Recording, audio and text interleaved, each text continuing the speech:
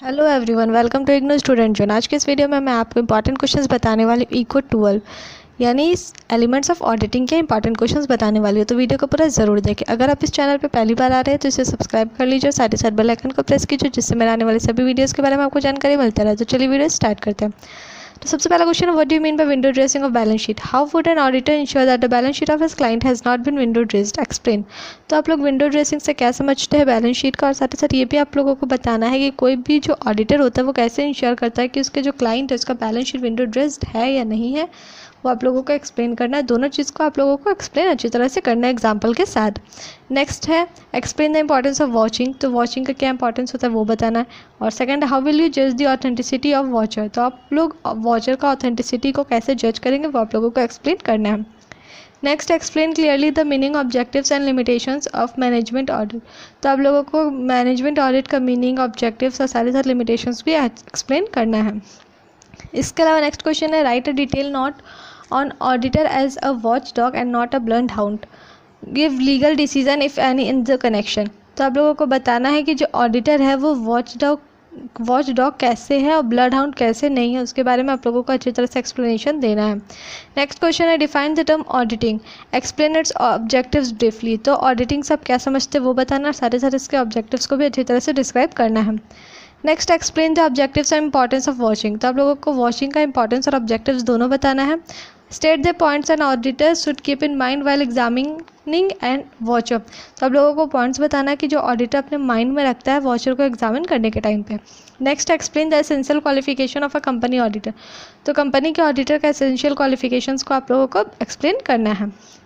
Next है, how will you examine the following items while auditing the accounts of a limited company. तो आप लोग ये जो आइटम जो नीचे दिया हुआ उसको कैसे ऑडिट करेंगे अकाउंट्स में किसी भी लिमिटेड कंपनी का। तो सबसे पहले रिडेम्पशन ऑफ प्रेफरेंस शेयर्स और दूसरा है फॉरफीचर ऑफ शेयर्स। तो आप लोगों को इसे अच्छी तरह से एक्सप्लेन करना है। नेक्स्ट है, distinguish between audit of a company and audit of a partnership. तो आप लोगों को डिस्टिंग्विश करना है, डिफ्रेंशिएट करना है। और नेक्स्ट है, an audit report and a certificate of report. Next है, how would you watch any two of the following.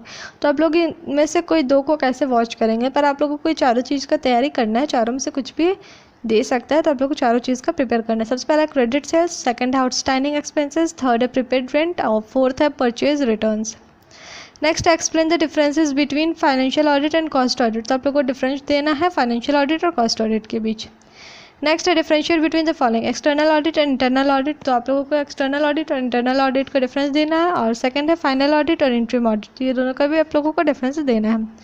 Next है, what do you mean by vouching? Vouching क्या होता है? State the points to be kept in mind while vouching sale of investment and commission receive. तो आप लोगों को क्या चीज़, कौन सा पॉइंट्स आप लोगों को अपने माइंड में रखना है सेल ऑफ इन्वेस्टमेंट और कमीशन रिसीव करने के टाइम पे कोई भी वॉचर का। इसके अलावा नेक्स्ट क्वेश्चन है, state the duties of a company auditor as per the provisions of the companies act in relation to audit report and an inquiry. तो आप लोगों को बताना है कि कोई भी कंपनी ऑडिटर का क्या ड्यूटीज़ होता है कंपनीज एक्ट के प्रोविजंस के अकॉर्डिंग ऑडिट रिपोर्ट और इंक्वायरी के रिलेशन में।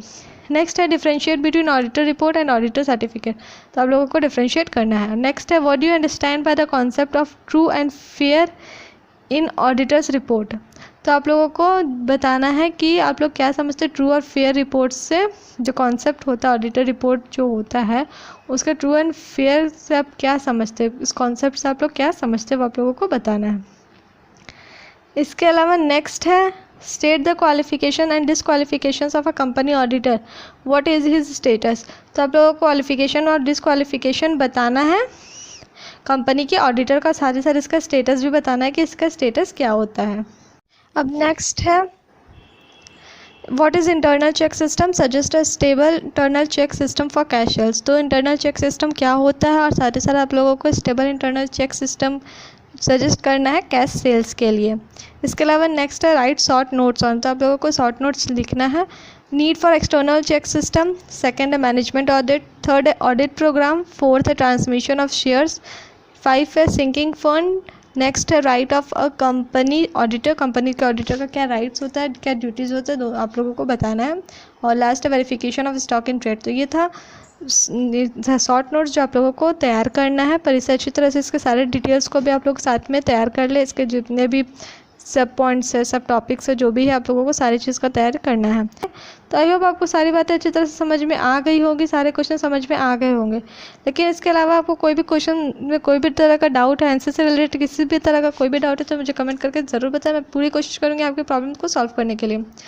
वीडियो को पूरा देखने के लिए थैंक यू। और साथ ही साथ हाँ, शेयर करना बिल्कुल भी मत भूलिएगा। चैनल को सब्सक्राइब कर लीजिए अगर आप नए हैं तो। Thank you.